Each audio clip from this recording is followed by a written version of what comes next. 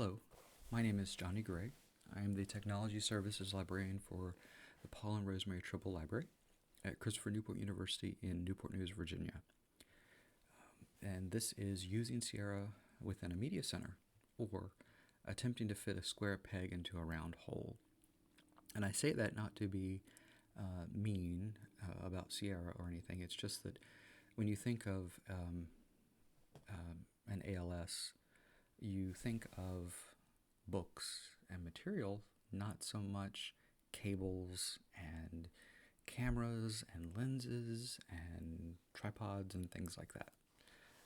So adapting Sierra to use with maybe unconventional items and circulating them successfully.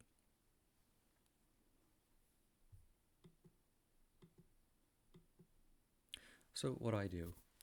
I started as the interlibrary loan supervisor in 2003, and then I became the interlibrary loan librarian, then the media librarian, and now I'm the technology services librarian. I oversee the ILL and media departments. They're both librarians that run those departments. And I'm kind of the accidental program administrator for Sierra, and we are hosted, so I don't really have much of an IT background, but I know enough to be dangerous, I guess. I kind of, when I look at Sierra, I keep track of tickets, schedule updates, any issues that the staff have. I work with that. And last summer I updated our web pack, which was definitely a learning experience, dealing with how Sierra and the web pack kind of talk to each other and changes you make and how you can break things. And I broke it quite a bit and had to have it fixed. But now it's doing really well. I also help with hiring students, and I do some purchasing for the library. And I've been with Christopher Newport University for 16 years. Here's a picture of the outside of our media center. You can see two students working, and there's someone actually at the desk. They probably didn't know I was taking that picture.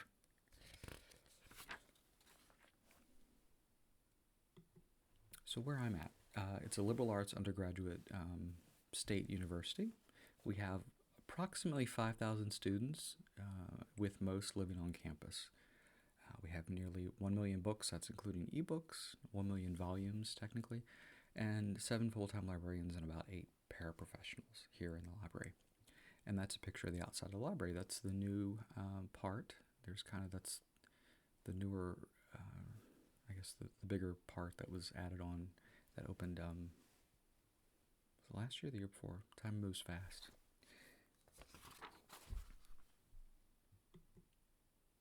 What we offer in our media center. We have a lot of stuff, and I know that it seems like every media center is an island, and that every media center sort of specializes in things, or they're very general, or maybe it's not a very robust media center. Maybe they just circulate cables or chargers. We do that, but we also do cameras, lenses, point and shoot and DSLR cameras, if you know what that is. We have microphones, recording equipment, video cameras, accessories, laptops, charger cables. We have editing computers. We have a small Mac lab with about 11 computers. They're all Macs. We have 3 private editing suites where students can kind of, it's soundproof. We have microphones set up in there for them to do what they need in the privacy without being interrupted. We have a recording production room, which is kind of nice, with a grid ceiling with lighting that can be changed. It's kind of your own private space. We have an 18-seat mini classroom, and we do support a 100-seat theater, which is basic AV things. Here's our website and our equipment offerings. If you go to it, here's the web address, which is kind of wrong there. But let me show it to you.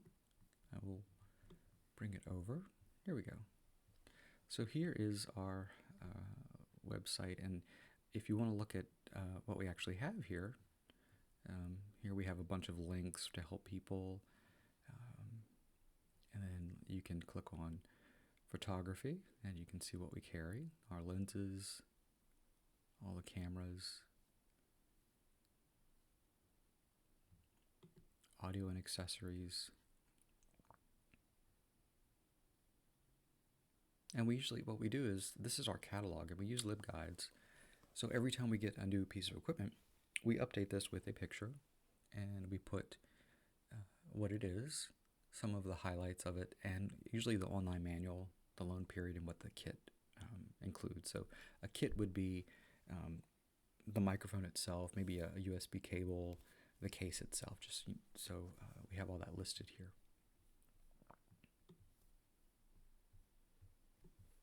We decided to go with LibGuides for our library web pages because it's just a lot easier to use than the other system that we have for the university, and we've had a lot of luck with it, and it's so easy to update. And if you have LibGuides, you know exactly what I'm talking about.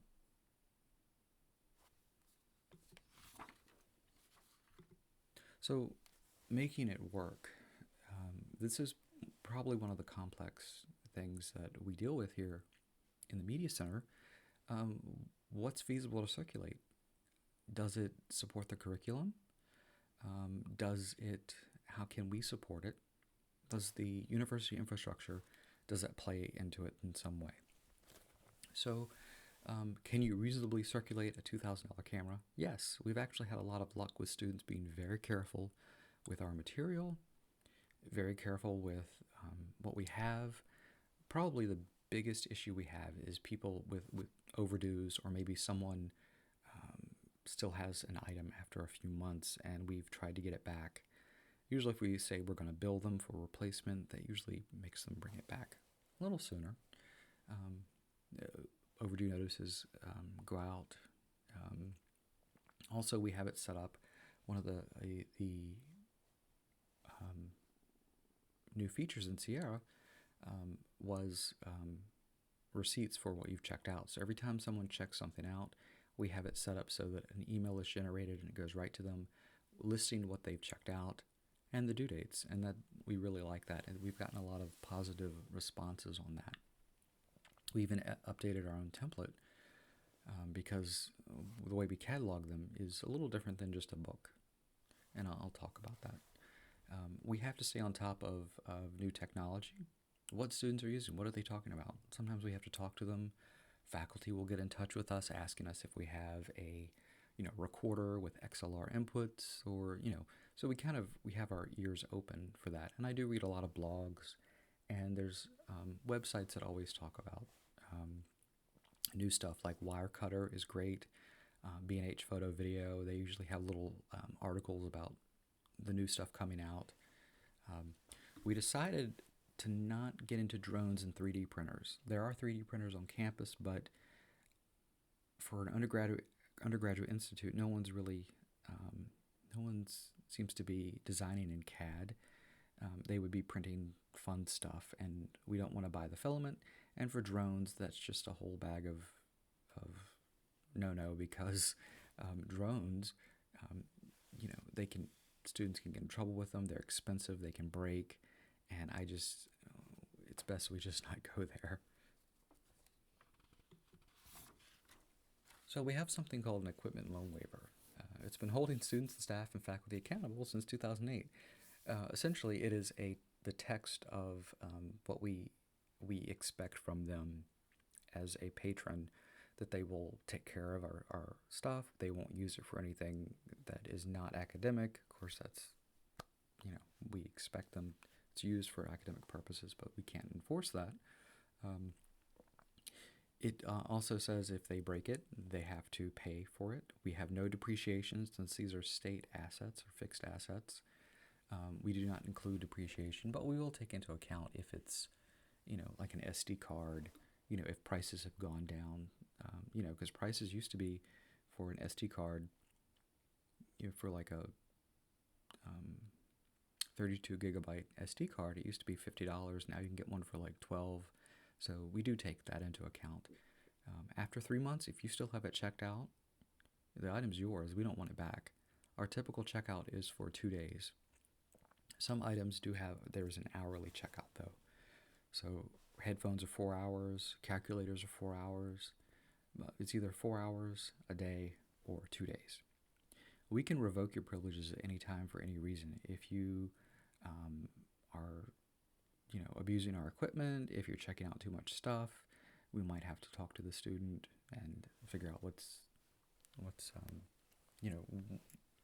why are they doing this. There's a picture of our reading room, which is kind of nice. I thought it would be a nice picture to put there. So Sierra and equipment. Each piece of equipment is barcoded. So we use a barcode just like we use on books. We have general bibs and specific bibs depending. So general bibs could be computer cables because there's so many. Specific bib would be maybe the Canon EOS T7i digital camera. So that would be, and I'll show you those. We have check-in and check-out notes for each piece of kit saying, please check for these things in the kit. We use LibWizard, a questionnaire for students to check equipment. So it's a whole process. If you go to our website, you'll see that we have to, there's so many things, so many pieces in a kit. It can be very difficult to keep track of them. So we use a LibWizard to prompt students when they check it in, our students that are working the desk, to check for things. And then if it's, depending on the equipment, it's given to a supervisor to double check. Certain things are not, we don't have to look over them as supervisors, like headphones or calculators or SD cards, but anything that's considered a kit, we need to look at. All equipment is suppressed in the catalog. So this was something that was decided early on. Since we didn't want faculty or students getting confused when they go to the webpack and look, everything is suppressed, and so we expect people to look at our website to see what they want. That's essentially our catalog. And this is a chart I made. This is showing how we put stuff into Sierra and the circulation cycle. So the item is entered into Sierra. So we barcode it, we put it in an existing bib or create a new bib. It goes to active inventory, which is basically our storage area. It's a student requests that they come to the desk, the students retrieve it. It's checked out to the students, and then they keep it, they do their thing with it. It's then checked in by our student workers, and then it's double checked by supervisors, either myself or the multimedia librarian. If there's something wrong with it, we try to figure out issues are addressed, whether it's missing a part or the student said that maybe the battery didn't stay charged. We'll look at that, we'll assess it, and if we can fix it, it goes back into inventory. If not, we hold it and we figure out if we should surplus it or bill the student, whatever issue had come up. So this is a normal cycle for us. It's simplified. So this is general bib entry screen. So this is the computer cable one. We have different ones. There's computer cables. There's SD memory cards because we have so many.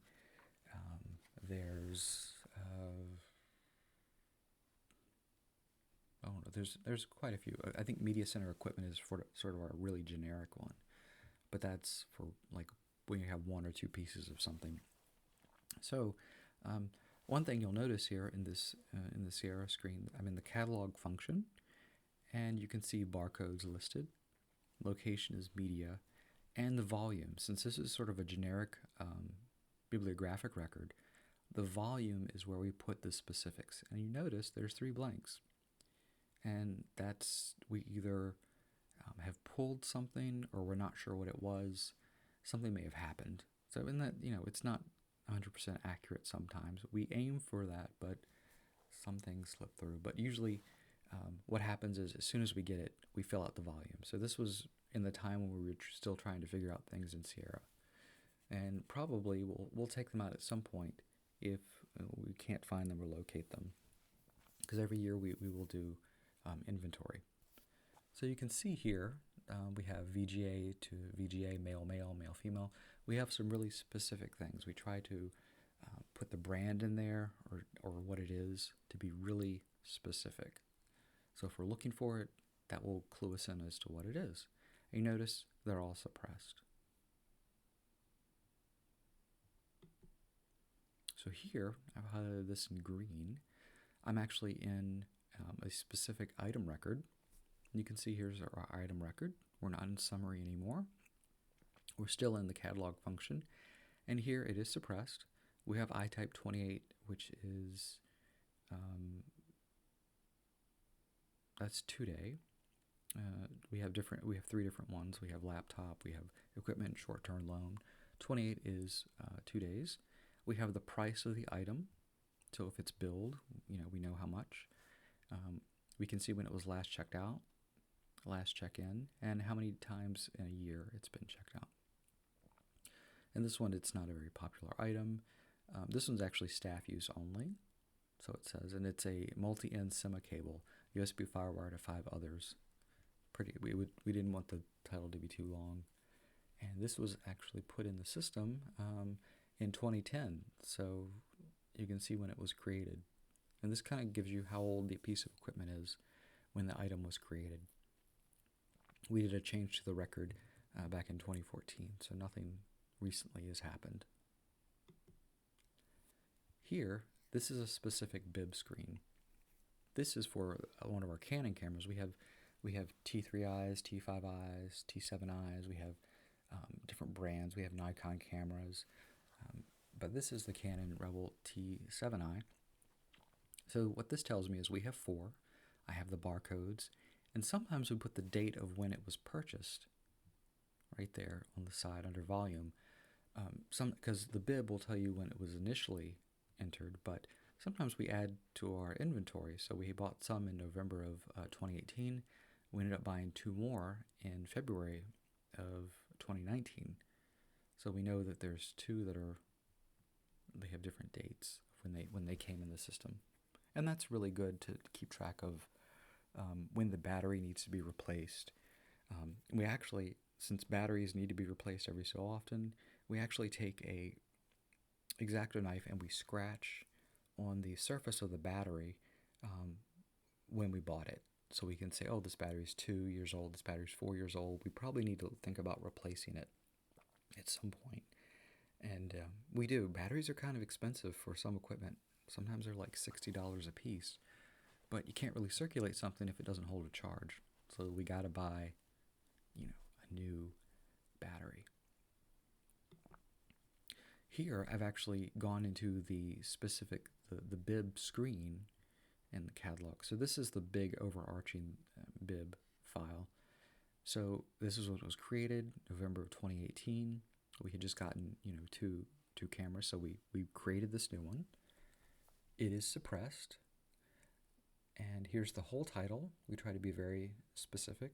We always put a note saying it's media equipment so that when we run lists, we can pull up just our media equipment. And we have recently started to put alt titles. So when our student workers are looking for a piece of equipment and they see our client, since they can't do it in the catalog, they use see our client and they can just type in an abbreviated version of the title. So we all call them T7Is. All they have to do is type this in the search and it pulls this up. So the alt title, you can put as many alt titles as you want. If I wanted to call this Canon camera or Canon Rebel, I can put all that in there. So it's a way to convey to students if they want to see if they're still on the shelf, if they're checked out, they may be a student's asking, when is the next one coming in because they're all checked out. They can kind of look at that and determine that. Here is where we put the customized message. So when we circulate the term kit, this is saying the message will pop up when you check it out and when you check it in. So the checking out, it's a double check. The student will say, oh, camera, you got the battery, the charger, it comes with a lens and one lens cap. And we try to put 1 or 2, very specific notes that kind of helps the student. We're work through things.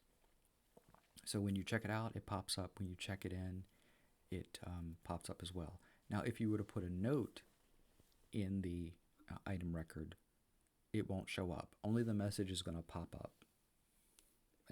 So we found this is really, really helpful.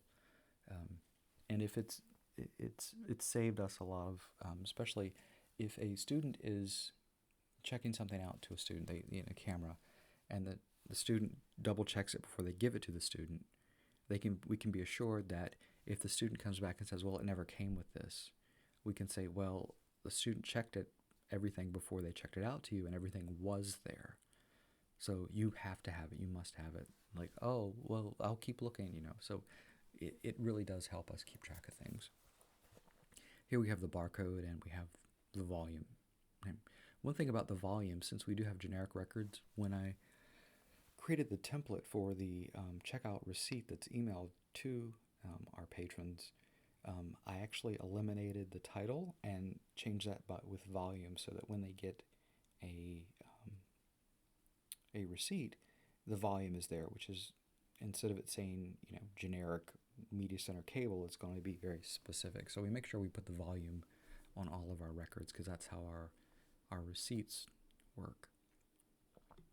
Now, if everything is optimal and everything's working, this is the circulation cycle.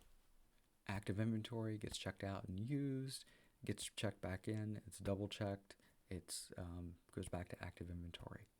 So this is optimal, which is, doesn't always happen, but it, this is what we hope for. So the double check process, I think, is one of the most important things. We utilize a LibWizard form for students to check pieces and for damage once something's checked in. Excessive wear, missing lens cap.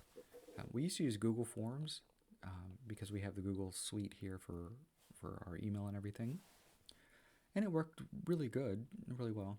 But we ended up getting LibWizard, and so we decided to use that instead. It can be a little more sophisticated. And the multimedia librarian put together an amazing LibWizard double check for students to use. Since Sierra doesn't keep a long history of checkouts for an item, we do with access only by supervisors. So we have a list of a history of who checked out what, because we're trying to keep track of them. And we're really, we're really careful with this information. We don't, it's only for our eyes only. No students see this, and we kind of have to trace things back. But I'll tell you about a problem that we've had with it. Most items go to the multimedia librarian, or me, the technology service librarian, to look over. Small things such as headphones, charging cables, calculators, we don't need to see those. There's not too many parts that can go wrong. They're not a lot of issues, so they just put them back. But students do know if there's something wrong to come see us if they ever have a question. Large items are assessed, not accessed, assessed for damage and kits for all of their components. So if it says in Sierra when you check it in that to check for these, if there's any type of question, like I'm not sure if this is, this is supposed to be in the kit, sometimes students leave extra stuff for us. So we do try to email the student and say, hey, you left your own SD card in here, or there's a pair of headphones that don't belong to us. Can you please come pick them up? Because we don't want to, we want you to have your stuff back. And that happens. So it checks, it helps us keep track of things and make sure students get their stuff back, but also we get our stuff back too. Issues and concerns. So this is, we've had some issues over the years. Sometimes equipment's put back by one of our student workers and we don't have a form filled out. That can be problematic. So a tripod missing the tripod shoe. Maybe something's actually broke or cracked and it was put back. And that does happen, especially new students that need to be trained. Students that have been here for a while, we don't have an issue with that. Sometimes when tracing back through the patrons, we still can't get a piece back. We can only take their word for it. If a person returns it and says, hey, it didn't come with this. We're like, okay, well, let's contact the person before that. And they say, well, I don't remember. We don't, it's kind of, the further you go back, the harder it is to hold someone accountable. That's why it's important to address the situation right then and there, so we can, so we want to circulate a whole kit. We are limited checkouts to only faculty, staff, and current students, not community patrons, and not alumni. We've actually had an issue with alumni. We did used to have items checked out. Alumni could come, but they ended up, since they're not on campus all the time, we had issues with overdues, and that's just not acceptable.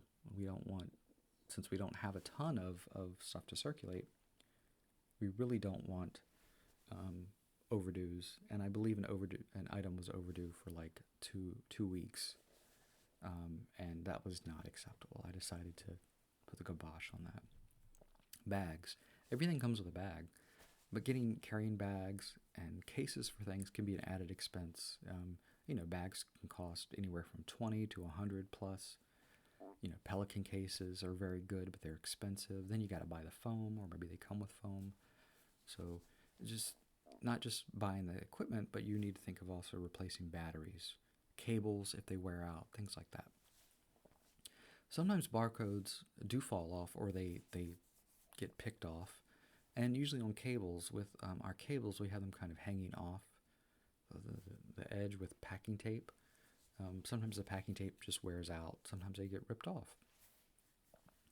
Training new students can be involved. It can take quite a while. We have realized that the less a student is working, the few hours that a student works. So if a student's working 10 hours a week here in the Media Center, they might have a decent grasp, but it's going to take a while. If they're working 6 hours a week in the Media Center, there's a definite difference. They're not reminded every day. They forget things. So it's important to have them, come to work and have them have significant hours, because it can get complicated, and making sure, you don't want them coming back to you all the time saying, hey, is this right? Or do we have this piece of equipment? The longer they're here, the more they know. And sometimes we have a separate media desk, but things get turned into circulation, especially since we have different hours than the circulation desk. And circulation has been told not to accept things, so we do have to say, please accept things if it's like the end of the year and students are trying to move out and clear their accounts. So that's an issue. But mainly we have a really good working relationship with circulation. We have to. So it's not too big of a problem. And so this is more pictures of our media center. We have a separate collection space with about 4,000 DVDs and Blu-rays. And here's our open area in the media center on the side with our desk, as well as some of our Macs and these cloverleaf carols. And that's the doors are actually one of the entrances. We have two entrances to the media center. If you have any questions or thoughts, you can feel free to email me. If you have, you just want to talk media center stuff, or maybe ask a question about how we do something or why we do something the way we do, I'd really appreciate it. I love talking to my colleagues from other universities about, what's working, what's not working, how we circulate stuff. It's definitely different than circulating books, but it's challenging, but it's really rewarding when you see students create really interesting multimedia projects with the equipment for classes, and they're excited about it. Or maybe they've come in the media center and you've helped them with, Photoshop or something, and they want to show you. Or they stop you in the hall and say, thank you so much for your help. That camera, I'm going to buy one of those when I graduate because I like it so much. That feels really good. I like that. My email address is at the beginning. Let's see. I thought it was. It's jngray@cnu.edu or johnny@cnu.edu. They both work. They both go to me. And I'd be happy to to answer any questions, or just if you have a comment. So I hope this wasn't too boring. I think it's exciting as a librarian, sort of circulating unconventional things. I'd like to thank IUG for giving me the opportunity to present, even though it's not in person. I was looking forward to going to Minneapolis. I've never been there, but maybe hopefully next year will be another exciting city I can go. But thank you so much. I hope everybody stays safe and healthy.